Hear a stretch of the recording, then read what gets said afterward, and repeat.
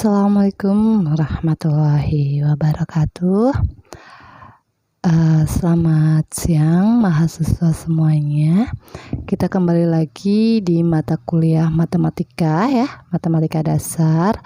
Pada hari ini kita akan membahas terkait bab terakhir dalam mata kuliah ini, yaitu terkait dengan bab matriks. Pastinya mahasiswa semuanya sudah sering ya mendengar kata metrik ataupun sudah pernah belajar dulu waktu SMA terkait materi matrik matematika. Jadi di sini saya hanya akan mengulang dan juga menguatkan terkait materi ini. Yang pertama, kita harus tahu dulu apa itu pengertian metrik. Oke, di PDF sudah terlihat bahwa matrik itu adalah kumpulan bilangan yang disusun dalam bentuk baris dan kolom. Jadi matrik itu adalah suatu kumpulan dari bilangan-bilangan di mana bilangan-bilangan itu disusun dalam bentuk baris dan kolom, pada akhirnya akan berbentuk persegi panjang. Gitu. Nama matrik itu bilangan yang tersusun dalam baris dan kolom disebut dengan elemen matrik. Jadi bilangan-bilangan yang ada di setiap baris atau kolom dalam matrik itu disebut dengan elemen matrik. Nama metrik itu ditulis dengan menggunakan huruf kapital. Jadi kalau kita mengatakan adalah matrik A, matrik B, C, D, itu ditulis dalam huruf besar gitu. Jadi metrik itu namanya ditulis dalam bentuk huruf besar. Banyaknya baris dan kolom metrik disebut ordometrik gitu.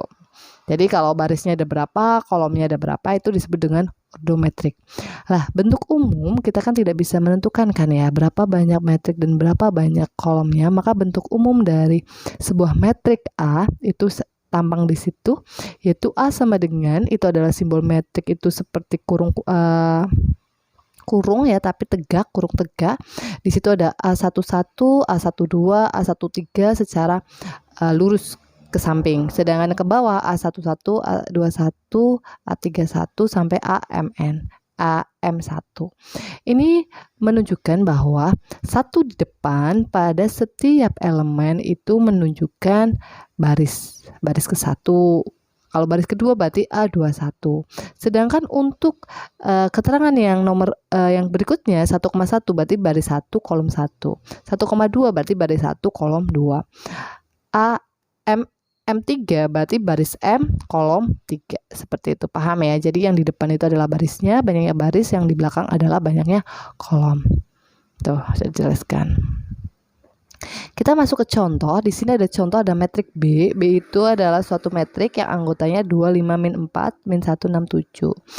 Ini kalau kita lihat itu banyaknya baris berapa? 2. Terus banyaknya kolom 3. Kalau kita mencari A13 berarti baris pertama, kolom ketiga berarti adalah min 4. Jadi ordo dari metrik ini karena barisnya ada 2, kolomnya ada 3, berarti bisa ditulis seperti ini, B 2 kali 3. 2 menunjukkan baris, banyaknya baris, 3 menunjukkan banyaknya kolom. Untuk elemen pada A13 yaitu baris ke-1, ke-3 itu apa? Kolom ketiga itu min 4. A22 berarti baris kedua, kolom kedua. Elemennya apa? Baris kedua, kolom kedua, 6. Seperti itu. Paham ya? Jadi paham bagaimana menuliskan notasi metrik, bagaimana menuliskan ordometrik, yaitu dimulai dari baris, harus diikuti dengan kolom. Terus selanjutnya, selain kita tahu dulu apa itu definisi dari metrik, bagaimana notasinya, kita harus tahu ternyata metrik itu mempunyai beberapa jenis. Jenis-jenis metrik itu ada beberapa. Yang pertama adalah metrik baris. Metrik baris itu adalah metrik yang hanya memiliki satu baris. Jadi hanya satu baris ya. Kolomnya terserah, mau sampai tak terhingga juga boleh, mau kolomnya 10 juga boleh. Tapi di sini metrik baris itu berarti hanya mempunyai satu baris. Ya, seperti contoh metrik A ini yaitu 2307, itu adalah metrik baris. Sedangkan kalau metrik kolom itu berarti dia hanya mempunyai satu kolom. Sedangkan barisnya ya terserah, mau berapa banyak barisnya terserah. Contohnya adalah metrik C, 2 min 1 7 elemennya. Sedangkan metrik persegi itu adalah metrik yang jumlah baris dan kolomnya itu sama. Jadi misalkan barisnya 3 ya kolomnya 3, barisnya 4, kolomnya 4. Dan kalau yang contoh di sini metrik persegi itu kita lihat itu adalah contoh metrik A, itu kan berarti barisnya ada 4, kolomnya ada 4. Berarti metrik 4 kali 4. Dan metrik persegi itu bisa kita buatkan suatu diagonal, yaitu diagonal yang miring ke bawah atau ke kanan itu adalah diagonal utama, sedangkan yang miring ke kiri itu adalah diagonal samping, begitu. Jadi selain banyaknya baris dan kolom yang sama, metrik persegi juga kita bisa mencari diagonal utama dan diagonal sampingnya, begitu. Sampai sih paham ya? Terus yang berikutnya, nah bentar ya. Yang berikutnya adalah terkait metrik identitas. Apa itu metrik identitas? Metrik identitas itu adalah metrik persegi. Jadi persegi ya, di sini ada ciri khas. Metrik identitas itu selalu berbentuk persegi, berarti baris dan kolomnya selalu sama.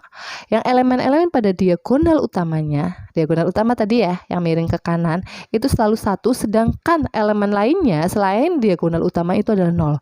Contohnya adalah metrik A sama B di sini. Metrik A itu adalah metrik 2 kali 2, yaitu baris 2, kolom 2. Itu diagonal utamanya 1, selainnya 0. Sedangkan metrik B itu adalah metrik 3 kali 3, di mana diagonalnya ada 1. A dan B ini adalah metrik identitas. Paham ya sampai sini ya? Oke, selanjutnya metrik segitiga atas. Metrik segitiga atas itu adalah metrik persegi, berarti baris dan kolomnya harus sama, di mana elemen di atas, di bawah diagonal utama itu 0. Sedangkan yang di atas diagonal utama itu adalah ada nilai elemennya. Contohnya di metrik A ini kan diagonal utamanya kan 215 ya kan, yang ini ya 215.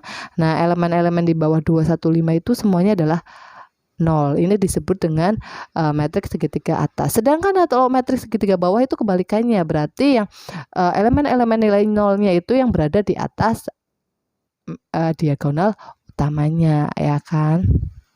Sorry. Ini contohnya nih, B, metrik B.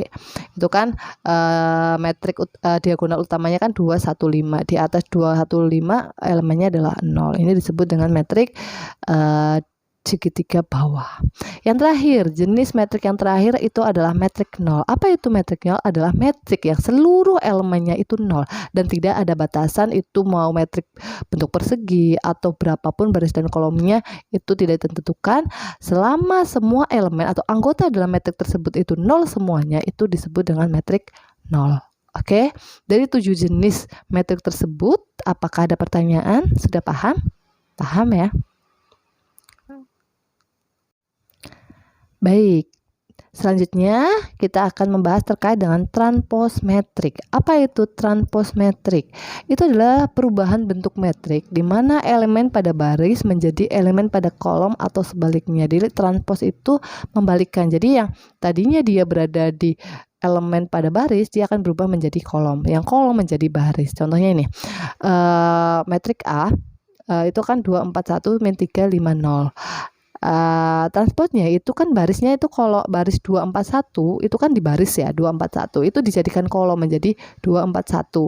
Min 350 itu kan baris kedua, itu dijadikan kolom kedua menjadi min 350, seperti itu disebut dengan transpose. Jadi simbol dari transpose metrik, kalau ada metrik A berarti transportnya adalah A pangkat T kecil atau A pangkat T besar gitu. Itu adalah simbol atau notasi dari transpose metrik. Jadi baris menjadi kolom, kolom menjadi baris. Itu definisi dari transpose metrik. Berikutnya adalah kesamaan metrik. Dua metrik dikatakan sama jika keduanya mempunyai ordo yang sama dan elemen-elemen seletak juga sama.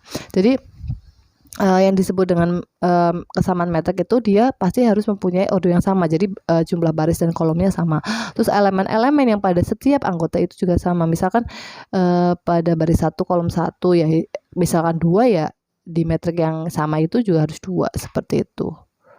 Contohnya nih, metrik A sama dengan metrik B, ya enggak? 2 kan metrik A kan 2 min 3 5 4, metrik B 6/3 9 per min 3, 5, dan 4 itu kan sebenarnya 6/3 kan 2, 9 bagi min 3 adalah min 3. Jadi nilai antara metrik A, elemen-elemen pada metrik A itu sama dengan pada B dan ordonya juga sama, begitu. Jadi dari sini kita ada contoh nih, bisa menentukan nilai A dan B dari kesamaan metrik tersebut. Jika misalkan kita punya metrik kesamaan seperti yang A itu 3A min 4 2P min 5 sama dengan min 12 min 4 9 min 5. Sehingga kita kan bisa mengatakan 3A itu sama dengan apa? Karena metrik sama kan harus nilainya sama. Berarti 3A itu sama dengan min 12. Berarti A sama dengan min 12 per 3. Berarti A-nya adalah min 4. Sedangkan untuk B-nya itu kan 2B. 2B itu sama dengan yang ini ya, baris 2 kolom 1, berarti sama dengan 9. Berarti B sama dengan 9 per 2, B sama dengan 4,5. Itu ya. Jadi dengan metrik sama kita bisa menentukan suatu variabel yang ada dalam metrik tersebut, yaitu nilai A dan B. Yang B juga sama ya, nanti bisa dikerjakan lebih lanjut, dipahami lebih lanjut. Gitu. Nah, ini ada latihan soal, nanti bisa kalian cobakan ya. Oke. Oke, baiklah. Kita masuk ke penjumlahan dan pengurangan metrik atau operasi dalam metrik. Jadi metrik pun juga punya operasi, yaitu penjumlahan pengurangan. Bagaimana sih sebuah metrik itu bisa dijumlahkan dengan metrik lain begitu? Di sini penjumlahan metrik dulu ya. Penjumlahan dua metrik dapat dijumlahkan. Itu ada syaratnya. Jadi tidak asal metrik itu bisa dijumlahkan. Itu syaratnya adalah jika keduanya berodo sama dengan cara menjumlahkan elemen-elemen yang seletak.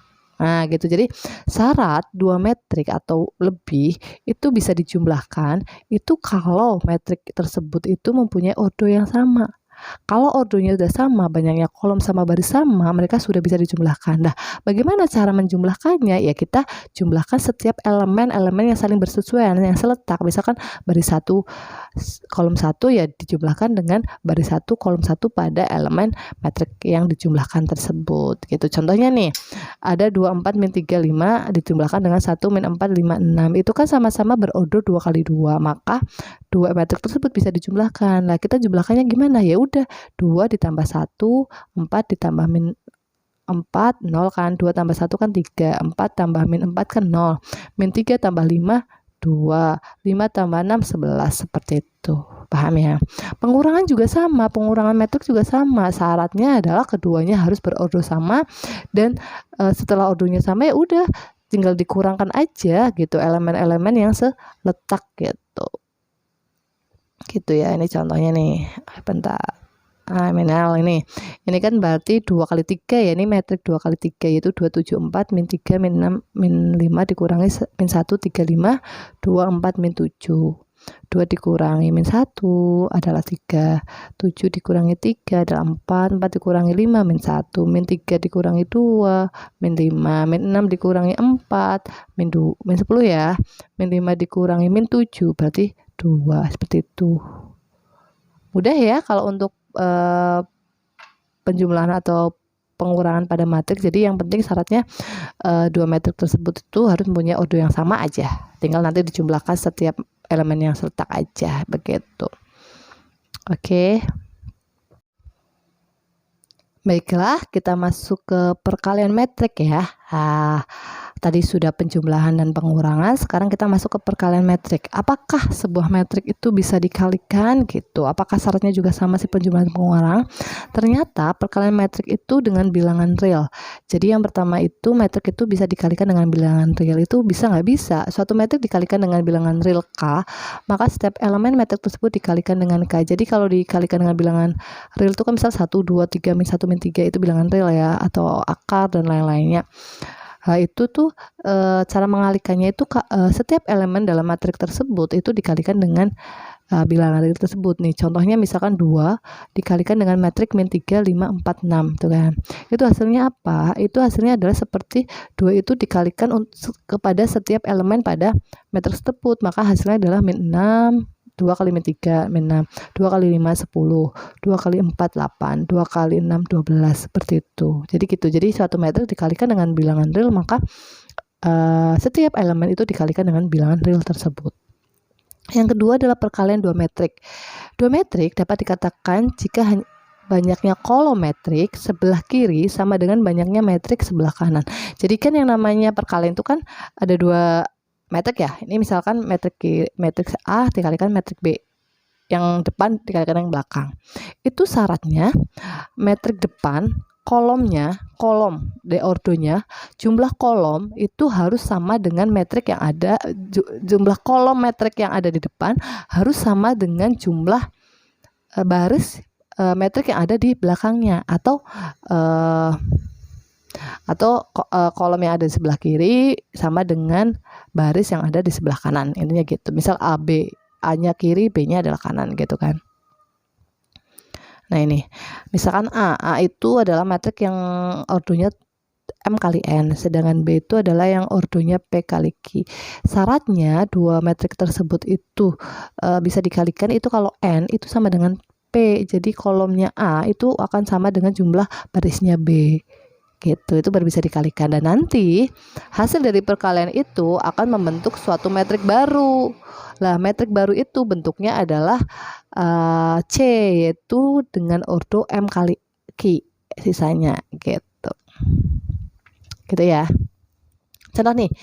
Contoh di sini ada 3-4 contoh ya sebenarnya. Itu kan sebenarnya yang pertama itu kan apa namanya? Dua metrik itu adalah metrik ordo 2x2 sama 2x2, otomatis itu bisa dikalikan ya. Jadi dikalikannya baris ke kolom,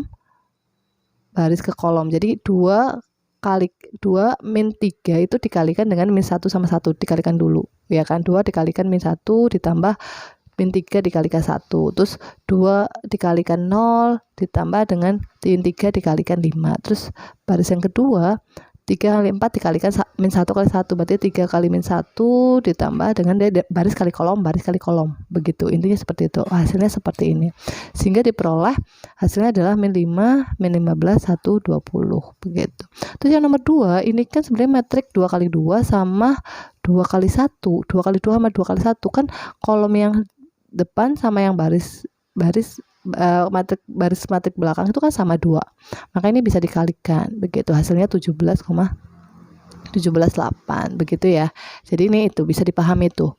Jadi ya intinya dua metrik itu bisa dikalikan jika jumlah kolom metrik yang di depan sama dengan baris metrik yang di belakangnya. Terus cara mengalikannya ya caranya dengan baris dikalikan kolom, seperti itu.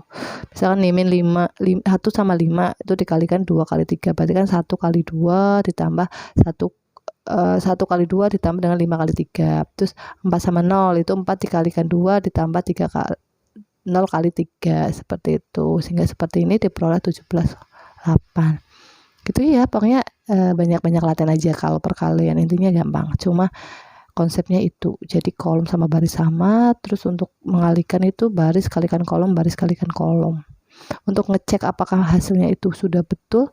Hasil dari suatu metrik itu yaitu tadi, hasil dari metrik itu adalah baris ordonya itu adalah baris metrik pertama dikalikan dengan kolom baris kedua, ini yang ini ya. Oke. Ada pertanyaan? Kalau ada pertanyaan bisa disampaikan aja di grup ya. Terus itu juga ada latihan soal yang bisa untuk latihan kalian, sehingga kalian akan lebih bisa memahami materi gitu. Baiklah, di sini ada determinan dan inverse metrik ordo 2x2. Jadi kita akan mencari determinan dan inverse dari suatu metrik yang berordo 2x2. Jadi cukup nanti 2x2, karena untuk 2x3 nanti 3x3 nanti ada konsepnya sendiri begitu ya. Jadi determinan dan inverse. Jadi pertama, jika suatu metrik A, elemennya adalah A, B, C, D, determinan dari metrik A itu dapat dinotasikan dengan det A besar. Gitu ya. Jadi kalau kalian akan mencari determinan suatu metrik A, maka simbolnya adalah det A besar. Atau apa ini namanya? Tanda mutlak, A-nya itu dimutlakan, itu sama dengan A dikalikan D, jadi miring ya, diagonal ya. Jadi elemen A dikalikan D dikurangi elemen B dikalikan C. Jadi diagonal utama elemen diagonal utama dikalikan dikurangi elemen diagonal samping dikalikan, begitu. Maka di mutlak A sama dengan AD, A kali D dikurangi B, C. Itu untuk mencari metrik dari ordo 2x2 gitu. Sedangkan inverse matriks A itu dinyatakan dengan notasi itu. A inverse itu A pangkat min 1. Itu adalah simbol inverse matriks. Itu rumusnya itu adalah 1 per AD min BC. Sebenarnya 1 per determinan A ya kan, karena AD min BC itu kan tadi determinan, rumus determinan A. Maka bisa dikatakan 1 per AD min BC atau 1 per determinan A, terus dikalikan dengan diagonal utamanya ditukar, berarti D jadi D min B min C A gitu. Jadi ditukar aja, A menjadi D menjadi A, terus B sama C itu dikalikan dengan min gitu. Jadi kalau kalian mencari inverse ya intinya A inverse itu 1 per AD min BC dikalikan determinan dari matriks dari D min B min C A gitu ya. Gitu ya. Nah, ini contoh aja, masuk contoh. Contoh A itu adalah matriknya itu anggota elemennya adalah 25 min 1. Tentukan determinan dan inverse matriknya. Nah, kita cari dulu determinannya yaitu AD min BC, di mana AD itu adalah 2 kali 3 dikurangi BC 5 kali 1. 6 dikurangi 5 1. Inverse-nya berarti A inverse-nya tuh 1 per AD min BC D itu ya rumus itu. Ya udah. Berarti A inverse itu adalah 1 per 1 dikalikan 3, D-nya kan 3, min 5, min 1, itunya adalah 2. Begitu. Terus dikalikan aja, ya ketemunya sama, 3, min 5, min 1, 2. Begitu ya, itu cara mencari determinan dan inverse matrik ordo 2 kali 2. Gitu. Nanti dilanjutkan dengan latihan soalnya ada ya.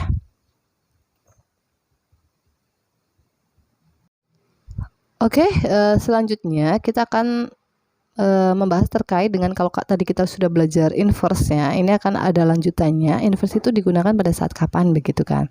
Ternyata di dalam metrik itu ada persamaan metrik. Jadi kalau misalkan nih ada suatu metrik A dikalikan dengan X sama dengan B, ya kan? Kita akan mencari nilai X-nya itu. Padahal di situ A kali X sama dengan B. Untuk bisa mendapatkan X-nya itu berarti kita harus mengalihkan A itu menjadi A inverse. Kita mencari A inverse-nya dulu. Karena kalau A inverse dikalikan A inverse dikalikan A, suatu bilangan kalau dikalikan dengan inverse atau metrik dikalikan dengan inverse metriknya itu adalah I, yaitu elemen identitasnya atau metrik identitas ya kan. Sehingga A inverse dikalikan A kali X sama dengan kan ruas kiri dikalikan A inverse, otomatis ruas kanan harus dikalikan A inverse. Berarti A inverse kali A kali X itu sama dengan A inverse kali B. Terus A inverse kali A itu sama dengan I. I itu adalah metrik identitas ya kan, yang dicarikan metrik X ya sebenarnya. Terus elemen metrik identitas kan simbolnya I besar. I besar kali X sama dengan A inverse kali B. Karena elemen identitas kalau dikalikan dengan bentuk apapun itu akan menghasilkan metrik itu sendiri begitu ya. Berarti AI dikalikan dengan X itu menghasilkan X. Otomatis kita bisa mencari metrik X itu sama dengan A inverse kalikan dengan B. Jadi jika A dikalikan X, metrik A dikalikan dengan metrik X sama dengan B, maka kita akan mendapatkan X-nya itu adalah A inverse kali B. Metrik inverse metrik A dikalikan dengan metrik B. Begitu ya. Paham ya sampai sini ya? Oke, itu kalau dari sebelah kiri. Kalau misalkan yang kedua itu kan X-nya tadi di belakang, ini X-nya di depan. Yo, X kali A sama dengan B yang nomor 2. Lihat ya. Itu berarti X dikalikan A kalikan A inverse. Jadi kalian harus memperhatikan posisinya ya. Karena kalau tidak, karena di metrik itu kan tidak berlaku sifat komutatif. Karena harus memperhatikan ordo tadi tuh. Jadi harus hati-hati ya. Jadi kalau di depan. Nah ini kan yang kedua itu kan A-nya di belakang. Berarti A inverse-nya juga di belakang. Berarti X kali A kalikan A inverse sama dengan B itu dikalikan A inverse. Kalau yang nomor 1 kan A inverse-nya di depan. Kalau ini di belakang mengikuti. Karena yang ruas kiri di belakang ya. Ruas kanan juga di belakang. Terus ini juga sama. Nanti X kali I sama dengan B kali A inverse. X berarti B kali A inverse. Begitu. Jadi jika misalnya ada X kali A sama dengan B, maka X itu adalah B kali A inverse atau metrik B dikalikan dengan metrik inverse A. Begitu. Paham ya? Jadi kalau untuk metrik sendiri itu yang perlu kalian garis bawah itu tidak berlaku sifat komutatif. Jadi letak depan belakang itu harus diperhatikan karena nanti berpengaruh pada saat kita mengalihkan, karena syarat dari perkalian metrik itu kan harus memperhatikan ordonya begitu ya. Ini aja contoh, tentukan metrik X-nya ya. Di sini ada 3, 1, min 2X ya. Itu kan berarti kita pakai konsep yang nomor 1. Berarti kan kita cari inverse-nya. Nah, X itu kan sama dengan apa? A inverse dikalikan dengan B, ya kan? B-nya itu kan 5 min 15, 0, 20. Maka X sama dengan seperti ini. 3, 1, 1, 2, inverse 5, 0, min 15, 10. Lah, kita cari inverse-nya, yaitu 1 per 6 min 1 kali 2 min 1 min 1, 3. Begitu dikalikan dengan B-nya 5 min 15, 0, 10. Terus kalikan aja tuh. Yang metrik sama metrik dikalikan, terus baru dikalikan dengan 1 per 5. Dapatlah seperti itu, sehingga diperoleh X-nya itu adalah 2 min 8 min 1, 9. Yang nomor 2 pun sama, cuma posisinya dia di belakang. Kalau yang nomor 2, kalau depan kan tadi inverse-nya di depan, kalau yang nomor 2 nanti inverse-nya di belakang, seperti itu ya, di belakang ya. Tuh, cari aja seperti itu, sama nanti. Paham ya untuk ini, untuk persamaan metrik. Jadi kalian bisa mencari suatu metrik X itu dengan menggunakan konsep dari metrik inverse begitu. Kalau ada pertanyaan bisa disampaikan ya nanti di grup, langsung aja di chat aja, nanti saya jelaskan lagi. Terus yang terakhir itu terkait dengan pemakaian inverse metrik. Kapan kita menggunakan inverse metrik tersebut gitu ya. Inverse metrik dapat digunakan untuk menyelesaikan sistem persamaan linear. Jadi metrik ini sebenarnya apa sih fungsinya metrik gitu ya? Ada, kalian itu kalau sebelumnya kita pernah belajar terkait dengan persamaan sistem persamaan linear 2 variabel, itu kan kita menggunakan metode eliminasi, substitusi gitu kan, grafik gitu kan. Metrik ini juga bisa digunakan untuk itu. Metode lainnya itu menggunakan metrik ya. Di sini kan misal ada sistem persamaan linear X plus 7Y sama dengan 13, 2X plus 5Y sama dengan 8. Ini bisa kita selesaikan menggunakan metrik. Caranya gimana? Ya udah, bentuknya itu dibentuk metrik, dimana X plus 7Y sama dengan 13 itu dibentuk. Berarti 1, 7. Jadi diambil koefisiensinya. 1, 7, 2, 5. XY ya, ini XY 1, 7, 2, 5 XY terus sama dengan 13, 8. Dibentuk metrik. Intinya persamaan linear 2 variabel tersebut dijadiin metrik. Terus ya udah, kan bentuknya ini kan seperti sama ya tadi ya, yaitu AX sama dengan B. Berarti kan ini kita mencari XY-nya atau X-nya ya, X besarnya. Jadi X besar itu diwakili oleh XY.